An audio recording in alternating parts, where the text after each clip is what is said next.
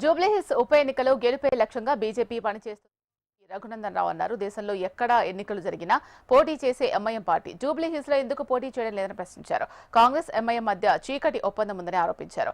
MIM Congress friendly party అంటున్న TPCC chief Mahesh Kumar Goud గత ఎన్నికల్లో ఎందుకు పోటీ చేశారని నిలదీశారు. బీజేపీలో కలిసికట్టుగా పనిచేసి విజయం సాధిస్తాం అంటున్న ఎంపీ రఘునందన్ రావుతో మా ప్రతినిధి రామకృష్ణ ఫేస్ టు ఫేస్.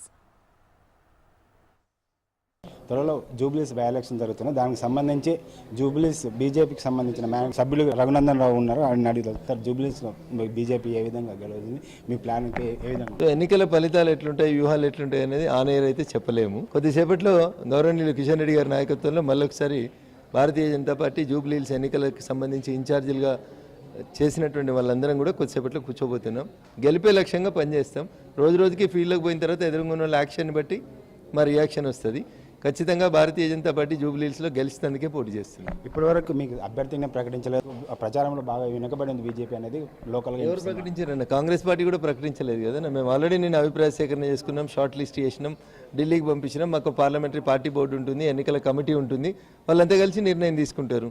అభ్యర్థులను ఎవరు ప్రకటించారన్న? ఎన్నికల షెడ్యూల్ వచ్చే 2 రోజులు కాలేదు, ఇంకా నామినేషన్లే షురూ కాలేదు.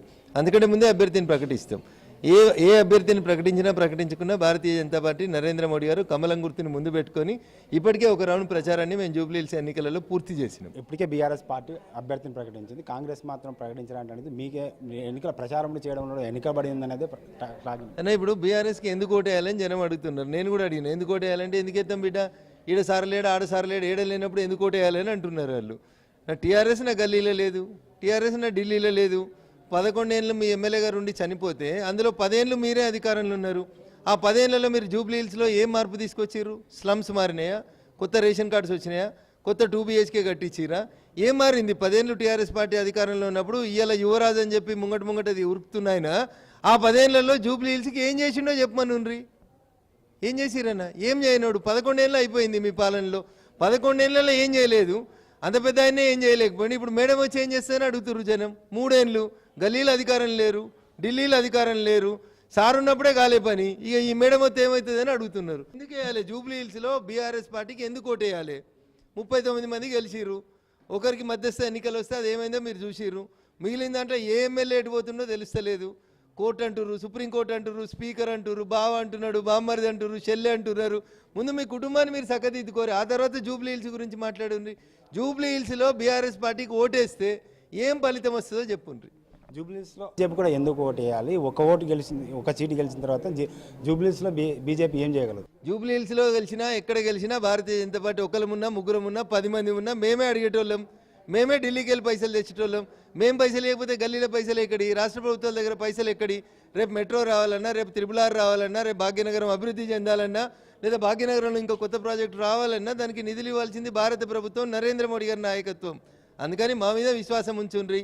జీఎస్టీ తగ్గించినాం, ప్రజలకు మేలు చేస్తూ ఉన్నాం, పేద ప్రజల కొనుగోలు శక్తిని పెంచుతూ ఉన్నాం, 25 కోట్ల మంది ప్రజల్ని ఈ దేశంలో పేదరికం నుంచి పైకి తెచ్చినాం. ఇవి మేము లాంగ్ రన్లో చేస్తున్నాం. మీరు ఎప్పుడు జూబ్లీహిల్స్లో 10 ఏళ్లలో టీఆర్ఎస్ ఎంతమందికి 2 BHK కట్టించింది, ఎంతమందికి రేషన్ కార్డు ఇచ్చింది, ఎంతమంది కొలువులు ఇచ్చిర్రు? అన్ని కానీ వచ్చినాయి కదా కొలువులు జూబ్లీహిల్స్ చుట్టే 40, 50 అంతస్తులు వచ్చినాయి కదా. జూబ్లీహిల్స్లో, రహమత్ నగర్లో, యూసుఫ్గూడలో, ఎర్రగడ్డలో, షేక్పేట్లో ఎంతమంది కొలువులు ఇచ్చిందో 10 ఏళ్లలో బీఆర్ఎస్ చెప్పమనుండ్రి. 22 నెలల్లో టీఆర్ఎస్ పుడిచిన గుంతలేన్నో చెప్పమనుండ్రి, కట్టిన కొత్త మోరీలేన్నో చెప్పమనుండ్రి, ఎంతమంది కాలేజీకి పోయే పిల్లలకి డీజిల్ పైసలు ఇచ్చిరో స్కూటీలకు చెప్పమనుండ్రి. ఇవి చెప్పకుండా మాకెందుకు ఓటేయాలంటే మేమే ప్రశ్నించేటోళ్ళం, మేమే నిలబడేటోళ్ళం. మా కాన్సెప్టే అంత్యోదయ, మేమే గరీబోని కోసం పనిచేస్తాం. సబ్కా సాత్, సబ్కా వికాస్, సబ్కా విశ్వాస్ అని చెప్తాం. కాబట్టి మాకే ఓటేయాలి, మమ్మల్నే కాపాడాలి, మేమే ఈ దేశాన్ని కాపాడుతాం. మీరు చీకటి ఒప్పందం అంటున్నారు. మహేష్ గౌడ్ ఆల్రెడీ ఎంఐఎం మాకు ఫ్రెండ్లీ పార్టీ అని చెప్తున్నారు. మరి పోయిన ఎన్నికలలో కలిసి పోటీ చేయలేదు కదా. ఎంఐఎం మీద కాంగ్రెస్ పోటీ చేసింది కదా. ఇదే జూబ్లీహిల్స్లో కూడా అజారుద్దీన్ మీద క్యాండిడేట్ని పెట్టింది కదా ఎంఐఎం. ఆ రోజు పెట్టిన వాళ్ళు ఇవాళ ఎందుకు పెడతలేరు అని అడుగుతున్నా. దానికి సమాధానం చెప్పను. మహేష్ కుమార్ గౌడ్ గారు చెప్తారో, అసదుద్దీన్ ఓవైసీ చెప్తారో చెప్పను.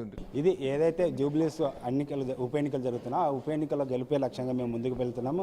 ఊహలు ఎప్పుడే ముందు చెప్పలేము. ఏదైతే ఎన్నికలు ఉంటున్నో ప్రధాన పార్టీలకు సంబంధించి దానికి సంబంధించి మా ప్రతి ఊహలు ఉంటాయి. అదేవిధంగా ఎంఐఎం ఎందుకు ఇక్కడ పోటీ చేయడం లేదు? కాంగ్రెస్ పార్టీ ఎంఐఎం లోపకార ఒప్పందం వల్లనే పోటీ చేయడం లేదు. అందుకే ఈ పోటీలు దూరంగా ఉంటున్నాయి. కాబట్టి ఎందుకు పోటీ చేయడం లేదు ఒక ఎంఐఎం పార్టీ చెప్పాలి. అదేవిధంగా ఫ్రెండ్లీ పార్టీ అని చెప్తున్న మహేష్ గౌడ్ ఎందుకు పోటీ చేయడం లేదు, గతంలో ఎందుకు పోటీ చేశారు, ఇప్పుడు ఎందుకు పోటీ చేయడం లేదనే చెప్పాలే విషయం ఉంది. రాబోయే ఉప ఎన్నికలు మాత్రం జూబ్లీస్ నుంచి బీజేపీ కంపల్సరీ గెలుస్తుంది తీరుతుందని రఘునందన్ రావు చెప్తున్నారు. కెమెరామెన్ రాజుతో రామకృష్ణ, HM TV, హైదరాబాద్.